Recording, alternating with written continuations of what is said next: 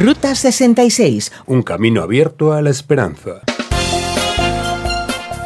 Entonces ella va, se acerca por detrás de la mesa a los pies de Jesús y hace todo eso. Jesús podría pensar, vaya, esta mujer va a hacer que me miren mal. No, que ahora no, le daré una tarjeta. Mira, mejor que me envíe un correo electrónico, después hablamos.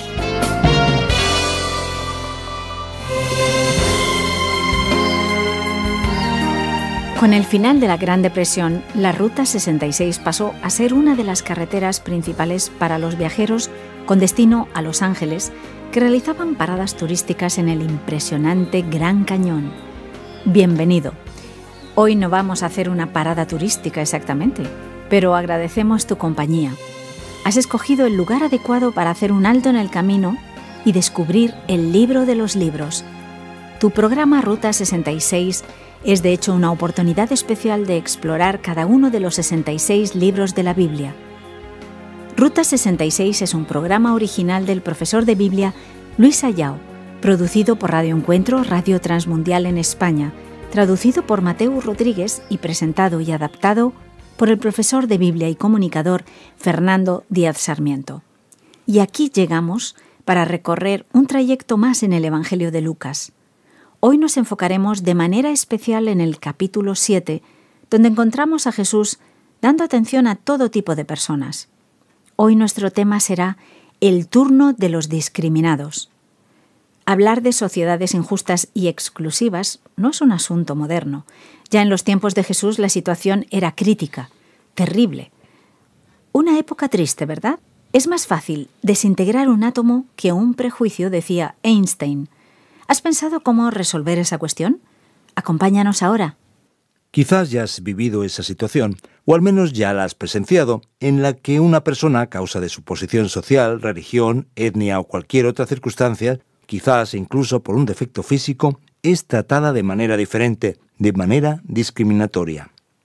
Esto es algo que hoy en día, en gran parte de las democracias del mundo, se considera como un crimen muy serio. Pues querido oyente, ese problema no es una novedad. Esa circunstancia ya ocurría desde los tiempos más antiguos y se refleja también en la propia literatura bíblica. Así que, para entrar en este capítulo, vamos en primer lugar a echarle un vistazo aquí al capítulo 7, a partir del versículo 18, porque nuestra intención, en primer lugar, es observar quién es ese Jesús que va a intervenir en esa circunstancia. Recuerda que aquí en Lucas Jesús aparece en escena para enseñar cuál va a ser la tónica de su mensaje, para enseñar quién de hecho es Jesús. Y vamos a observar lo que el texto dice. Lo que ocurre en el versículo 18 es que los discípulos de Juan, es decir, Juan el Bautista, del que te acordarás seguramente, le contaron todo esto. Y llamando a dos de ellos, Juan los envió al Señor para que preguntaran algo. Así que los discípulos de Juan volvieron y contaron todo lo que estaba ocurriendo con Jesús, sus milagros y sus hechos, porque aquello que Jesús está haciendo está ganando notoriedad. Entonces la pregunta es, ¿eres tú el que ha de venir o debemos esperar a otro? Dirigiéndose a Jesús, los hombres entonces dijeron que Juan el Bautista les había mandado a que fueran hasta allí para preguntar exactamente eso. Si él era el que habría de venir, el Mesías esperado, aquel que vendría incluso para llegar de manera especial a la vida de los oprimidos, de los rechazados. En ese mismo momento, Jesús sanó a muchos que tenían enfermedades, dolencias y espíritus malignos, y dio también la vista a muchos ciegos. Entonces respondió a los enviados, «Id y contadle a Juan lo que habéis visto y oído». Los ciegos ven, los cojos andan, los que tienen lepra son sanados, los sordos oyen, los muertos resucitan, y a los pobres se les anuncian las buenas nuevas. Dichoso el que no tropieza por causa mía. De esta forma Jesús muestra claramente que Él está cumpliendo todo lo que esperaban los profetas del Antiguo Testamento. Entonces los mensajeros se marchan y Jesús empieza a hablar a los demás acerca de Juan, y dice que Él es un profeta de verdad, alguien muy especial. Más que profeta, Él es el mensajero que vendría delante de Él para preparar el camino al propio Jesús. Sin embargo, el más pequeño en el reino de Dios es más grande que Él. Y el texto sigue adelante. Al oír esto, todo el pueblo y hasta los recaudadores de impuestos reconocieron que el camino de Dios era justo, y eran bautizados por Juan. Pero los fariseos y los expertos de la ley no se hicieron bautizar por Juan, rechazando así el propósito de Dios respecto a ellos, y no querían ser bautizados. Entonces Jesús dice: se parecen a niños sentados en la plaza que se gritan unos a otros: tocamos la flauta y no bailasteis. Entonamos un canto fúnebre y no llorasteis. Lo dijo porque Juan el Bautista vino con un estilo un poco diferente. Él ayunaba, no bebía vino. Entonces, ¿qué decía el pueblo? Este hombre tiene un demonio, es muy peculiar, muy raro. Pero Jesús, al contrario, vino comiendo y participando de la vida social común de Israel, y ellos decían: este es un glotón y un borracho, amigo de recaudadores de impuestos y de pecadores. Fíjate, querido oyente, en la incoherencia de esas personas. Jesús, por lo tanto, aparece como alguien que no está en sintonía con aquellos que practican la discriminación de los considerados como inferiores en la sociedad. Mientras tanto, fíjate qué cosa más interesante. Jesús aparece aquí debidamente presentado a partir del propio Juan el Bautista, y cuando empezamos a leer algunas historias de ese capítulo, nos llama la atención que en Capernaum había un siervo de un centurión. Quizá recuerdes que un centurión era el jefe de 100 soldados romanos, y el siervo de ese centurión estaba enfermo y casi a punto de morir, siendo él alguien muy amado por su señor. Y cuando él escuchó sobre Jesús, envió a algunos líderes religiosos pidiendo que Jesús fuese a sanar a su siervo. Y acercándose a Jesús, le suplicaron: este hombre merece que le concedas lo que te pide. Aprecia tanto a nuestra nación que nos ha construido una sinagoga. Y entonces escuchamos las palabras del centurión que todavía resuenan hasta nuestros días. Señor, no te tomes tanta molestia, pues no merezco que entres bajo mi techo. Por eso ni siquiera me atreví a presentarme ante ti. Pero con una sola palabra que digas, quedará sano mi siervo. Yo mismo obedezco órdenes superiores y además tengo soldados bajo mi autoridad. Le digo a uno: ve y va, y al otro: ven y viene. Le digo a mi siervo: haz esto, y lo hace. Doy órdenes y las cosas pasan. Cuando Jesús lo escuchó, se quedó muy admirado y dijo: ni siquiera en Israel he encontrado una fe tan grande. Por eso los hombres volvieron a la casa y el siervo ya estaba sanado. Es impresionante porque aquí está un romano que muestra una fe extraordinaria y recibe la sanidad de Jesús para su siervo. Un gentil era una persona rechazada, considerada como alguien de segunda clase desde la perspectiva de los judíos religiosos, pero aquí muestra fe y el siervo del centurión es sanado. ¿Cuántas personas hoy en día quizás son tan rechazadas, tan discriminadas, y en realidad Dios está actuando, obrando en la vida de esas personas? Es sorprendente que muchos religiosos hablan tanto sobre la transformación que Dios hace, pero cuando están delante de una persona que posiblemente pasó por esa transformación, se ponen como a la defensiva, asustadas, y no se quieren acercar por miedo a contaminarse. Pues sí, el centurión y su siervo fueron dignos de la atención especial de Jesús. Mi querido oyente, ahí vienen más cosas para que pensemos. Jesús llegó a una ciudad llamada Naín, y allí había una gran multitud, y los discípulos estaban junto a él. Cuando ya se acercaba a las puertas del pueblo, dice el texto, vio que sacaban de allí a un muerto, hijo único de madre viuda. Le acompañaba un grupo grande de la población. Cuando el Señor Jesús lo vio, se compadeció de la viuda y dijo: no llores. Entonces se acercó y tocó el féretro. Los que lo llevaban se detuvieron, y Jesús dijo: joven, te ordeno que te levantes. El muerto se incorporó y comenzó a hablar, y Jesús se lo entregó a su madre. Es sorprendente observar eso. Una persona más que estaba fuera de la atención especial de la sociedad era la viuda. Y al hijo de una viuda de una pequeña ciudad es a quien Jesús dedica un momento de atención especial, trayendo el milagro que atiende tanto al siervo del centurión como al hijo de una viuda que seguramente tendría mucha dificultad de recibir la atención de la sociedad. Ahora, considerando que un extranjero y una viuda muchas veces son discriminados y maltratados, imagínatelo, o quizás ni puedas imaginártelo, querido oyente, qué tipo de circunstancias el propio Jesús va a enfrentar. Lo que ocurre es lo siguiente: Jesús fue invitado para ir a la casa de un fariseo a cenar. A partir del versículo 36 tenemos la historia. Y lo que pasa es que ese fariseo quería hacerle una especie de test a Jesús, que fue llamado a la casa de ese religioso importante. Es interesante que Jesús se involucra con los publicanos y pecadores, pero tampoco tiene reparos en ir a la casa de un religioso. Él no discrimina a nadie. Eso es impresionante. Cuando él estaba en la casa de ese fariseo, ocurre que una mujer, una pecadora, y ya te habrás imaginado qué entendemos por una mujer pecadora aquí. Algo muy próximo a lo que realmente habrás pensado, que esa mujer vivía una vida de prostitución. Pues esa mujer trajo consigo un frasco de alabastro con perfume, es decir, el instrumento de su propio trabajo, y se puso detrás de Jesús, a sus pies, y llorando empezó a mojarle los pies con sus lágrimas, y después la secó con sus cabellos, los besó y los ungió con el perfume. Imagínate, querido oyente, qué situación. Esa es una reunión religiosa. Solo hay gente religiosa e importante aquí en medio. Seguramente solo hombres. La mesa es baja. Jesús está sentado aquí con los pies hacia atrás, más o menos reclinado sobre la mesa baja. Y el fariseo no lo trata con el debido respeto, ya creando una circunstancia para humillar a Jesús. De repente aparece esa mujer que tiene una vida complicada. Se acerca, entra, todos se ponen recelosos, nadie puede ni acercársele o tocarla, y ella empieza a llorar a los pies de Jesús, que seguramente estaban llenos de polvo por caminar por las calles de Israel. Y entonces ella empieza a derramar el perfume sobre los pies de Jesús y a pasar su cabello alrededor de los pies para secarlos. Imagínatelo.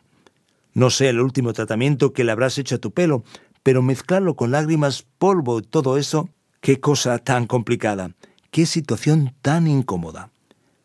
Pero Jesús no reprende a la mujer, no le dice nada a aquella que provocó esa situación. El fariseo, cuando lo vio, dijo: «Ya está, ahora es cuando voy a probar que ese hombre no sabe nada de lo que significa servir a Dios. Si fuese profeta, no iba a permitir que una pecadora hiciera eso». Jesús está poniendo en riesgo su reputación. Entonces, con toda su tranquilidad, dice: «Simón, tengo algo que decirte». Y él contesta: «Dime, maestro», con toda la hipocresía de un religioso que desconoce a Dios. Jesús sigue adelante. 2 hombres le debían dinero a cierto prestamista. Uno le debía 500 monedas de plata y el otro 50.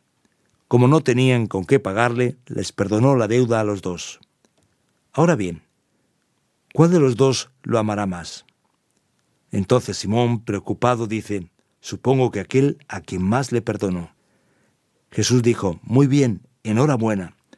Parece ser que has aprendido la historia».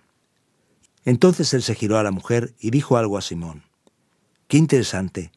Jesús va a darle una lección a aquel religioso que discriminaba a esa mujer y lo hace con todo el cuidado de respetarla. En vez de enfrentarlo cara a cara, él mira a la mujer y le dice a Simón lo siguiente: «¿Ves a esta mujer? Cuando entré a tu casa no me trataste como dice la norma de cortesía local. No me diste agua para lavar los pies. No me ofreciste nada. Ella vino y lo hizo con sus lágrimas y secó con sus cabellos. No me diste el saludo con el beso que se espera que se da a una persona a la que se le recibe bien en la casa, pero ella está aquí besando mis pies todo el tiempo. No me ungiste la cabeza con aceite, pero ella vino a derramar perfumes en mis pies». El fariseo trató a Jesús de una manera maleducada y ahora la mujer lo trata de esta forma tan distinta. Entonces Jesús comenta la diferencia entre los 2. Si ella ha amado mucho, es que sus muchos pecados le han sido perdonados. Pero a quien poco se le perdona, poco ama. Y concluye su discurso diciéndole a la mujer: «Tus pecados quedan perdonados. Tu fe te ha salvado. Vete en paz». Mi querido oyente, qué cosa más interesante. Hasta puede haberte pasado que hayas sido discriminado incluso en tu propia familia. Pero Dios te ama y a través de Jesús te da vida y salvación y un amor incondicional especial. Y Él quiere estar junto a ti, estar a tu lado, pues ahora con Jesús ha llegado el turno de los discriminados.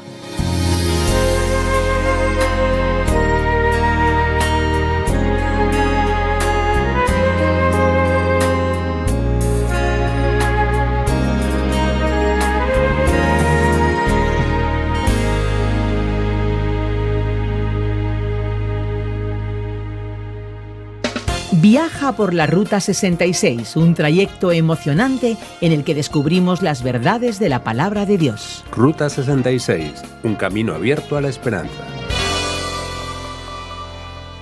Llega el turno de las preguntas en Lucas capítulo 7. Recuerda que hay un medio directo para comunicarte con nosotros. Esperamos tus preguntas, tus sugerencias, tus comentarios en el WhatsApp 601 20 32 65 con el prefijo 34 desde fuera de España. También tienes el correo electrónico info@radioencuentro.net y puedes encontrarnos en Facebook como RTM Ruta 66.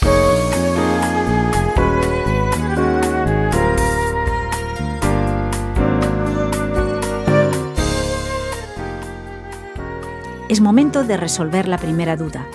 ¿Por qué Juan está en crisis? ¿Podemos decir que él está decepcionado con el ministerio de Jesús? Nosotros no tenemos elementos tan claros en el texto que expliquen lo que está pasando, pero podemos razonar e intentar entender lo que está ocurriendo aquí. Vamos a observar que el mensaje de Jesús es un mensaje muy orientado a la idea del reino de Dios que ha llegado, y ese reino significa una separación entre aquellos que van a ser parte de la cosecha y aquellos que van a ser quemados como la paja. Hay, por tanto, separación entre el bien y el mal aquí, entre los que son de Dios y los que no lo son. Así que la palabra de arrepentimiento, cuando Juan la anuncia, lo hace sin tener todos los detalles al hablar de Jesús. Pero parece que la expectativa que él tiene es la de que Jesús va a resolver esa situación pronto. Jesús empieza a tardar y simplemente está sanando a personas, un mensaje lleno de misericordia. Es posible que Juan se haya quedado un poco confundido. Al fin y al cabo, ¿será Jesús el Mesías completo? ¿Vendrá alguien más? Y es importante destacar que en el reino de Dios, en el mensaje del Evangelio, tenemos total libertad de pensar, razonar, cuestionar, dudar. El propio Tomás, como recordarás, duda de Jesús y ni por ello es rechazado. Así que es interesante esa postura. Jesús no critica a Juan, ni rechaza esa actitud. De hecho, por el contrario, él le enaltece bastante diciendo, soy yo mismo.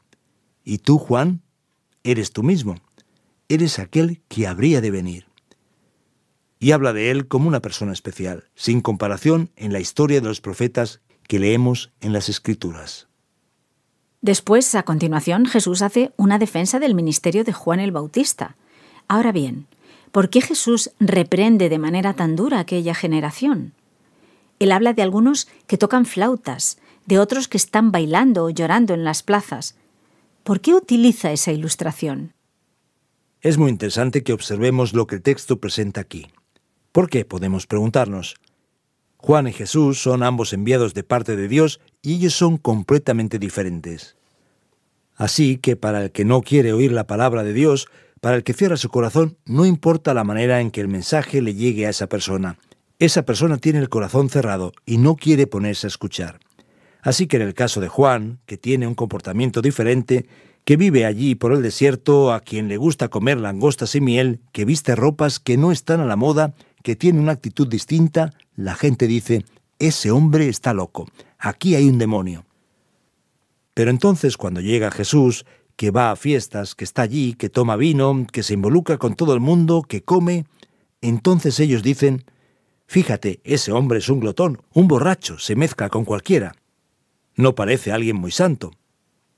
Así que fíjate que en ese mismo tipo de actitud encontramos hoy a personas que cuando ven a alguien con una cara más religiosa, dicen, eres genial. Y cuando ven a una persona participando de la vida común, dicen, ese de ahí es un falso, es como todo el mundo. Así que cuando una persona no quiere oír a Dios, no hay metodología que alcance su corazón. Ahora lo que es interesante es la sanidad del siervo del centurión al inicio del capítulo 7 de Lucas. ¿Por qué él envía mensajeros en vez de ir personalmente a tratar ese asunto tan importante? Es muy interesante el texto tal como nos lo presenta Lucas. Lo que el evangelista resalta es exactamente la tremenda humildad de ese centurión. Aunque él fuese una persona importante, y tanto es así que los mensajeros que van a hablar con Jesús sobre su petición también son personas importantes de la comunidad judía, él dice, no soy digno. Es muy sorprendente que lo muestre. Mientras muchos religiosos de ese contexto de Israel están llenos de orgullo, él dice que es indigno, aunque es considerado muy digno en la sociedad. Así que esa actitud humilde, esa actitud de un corazón preparado para acercarse a Dios, esa es la que se destaca. ¿Quién lo hubiera dicho? Un gentil que no tiene nada que ver con la alianza histórica, con el pacto entre Dios y su pueblo, es el que muestra esa actitud tan extraordinaria y especial. ¿Y qué actitud extraordinaria fue la que tuvo Jesús con el hijo de la viuda de Naín? Al final, ¿cuántas resurrecciones aparecen aquí en este Evangelio? Mira, tenemos diversos casos de resurrección en la Biblia y varios de ellos incluso relacionados con Jesucristo mismo. Jesús resucita a Lázaro. Tenemos aquí el caso del hijo de la viuda de Naín. Tenemos el de la hija de Jairo. Vemos el poder de Dios manifestado en la acción de Jesús. Ahora bien, esas personas que resucitan lo hacen simplemente con el cuerpo que tenemos ahora. Ellas apenas vuelven a la vida. Es solamente para mostrar el poder de Dios manifestado en Cristo sobre la muerte. Sin embargo, la resurrección de Jesús con el cuerpo glorificado apunta a la resurrección final. Todas las personas que resucitaron, tanto en el Antiguo Testamento como en el Nuevo Testamento, murieron otra vez. Ahora la resurrección del final de los tiempos depende de la posición teológica que uno tenga. Algunos piensan que es un evento único, mientras otros entienden que está dividido en dos partes. Así que ahora no vamos a adentrarnos en los detalles de ese asunto, pero lo que ocurre es que esa resurrección del cuerpo glorificado es la resurrección única y definitiva que ocurrirá solamente al final, en el desenlace de la historia humana ante la acción divina. Llegando al final del capítulo, que termina con la aparición de la mujer pecadora en la cena ofrecida por Simón, ¿no está Jesús arriesgándose demasiado al permitir que esa mujer se acerque a él? ¿Cómo es que pudo ella entrar al lugar donde estaba Jesús? Ya ves, es muy interesante. El hecho es que Jesús se arriesga de una manera muy absurda, humanamente hablando. ¿Por qué? Porque esa mujer es una prostituta. Esa mujer entra en esa reunión y nos ponemos a pensar, ¿cómo es que fue a parar allí? Ella debe haber oído que Jesús iba a acercarse por allí. Ella probablemente escuchó el mensaje de Jesús, tuvo un encuentro especial con Dios y se sintió perdonada. Tuvo un cambio de vida especial. Y ella estaba agradecida.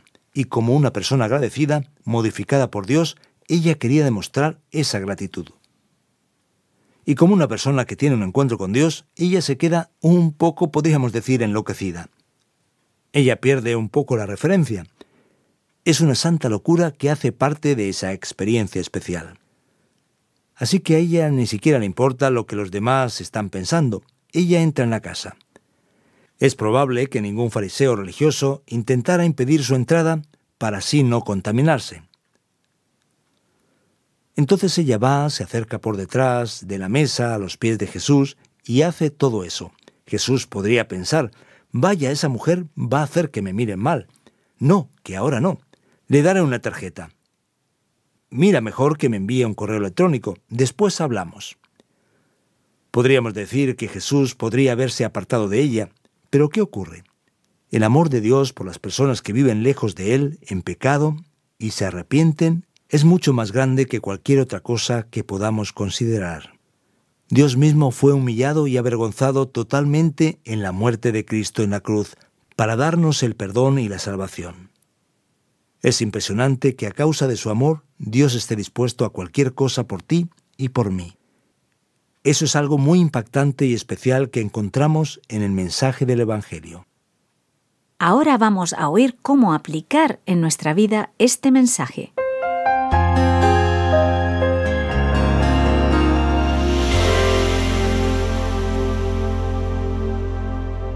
Hoy en Ruta 66 hemos recorrido juntos el capítulo 7 de Lucas. Así es, querido oyente, nuestro tema fue el turno de los discriminados. Tal como ocurre de manera general en Lucas, vemos a Jesús dando atención especial a personas que no eran bien recibidas en la sociedad. Hemos visto el caso del siervo del centurión y la resurrección del hijo de la viuda. Hemos visto también cómo Jesús fue ungido por una prostituta y mostró su gracia hacia ella, su bondad tan especial hacia las personas rechazadas por la sociedad. A veces nosotros mismos nos ponemos a pensar, vaya, así como soy, con mis problemas y mis errores, va a ser muy difícil. Si ni siquiera muchas personas cercanas a mí me tratan bien, ¿se fijará Dios en mí? Querido oyente, debes saber que Dios no nos trata según nuestra apariencia, ni según nuestros pecados. El que va a Jesús es aceptado plenamente por Él y es totalmente perdonado.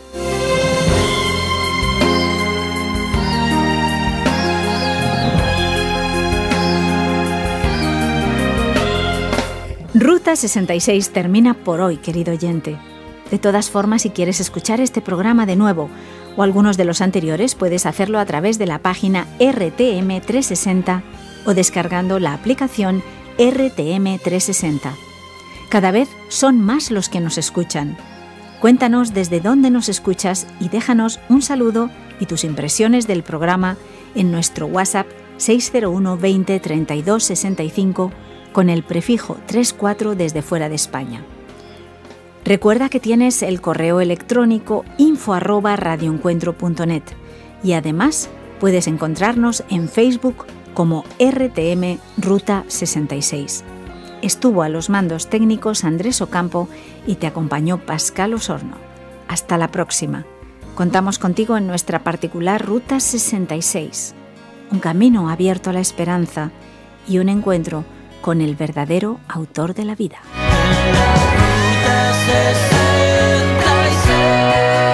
Descarga la app de Ruta 66 y sigue RTM Ruta 66 en las redes sociales. Aquí te esperamos.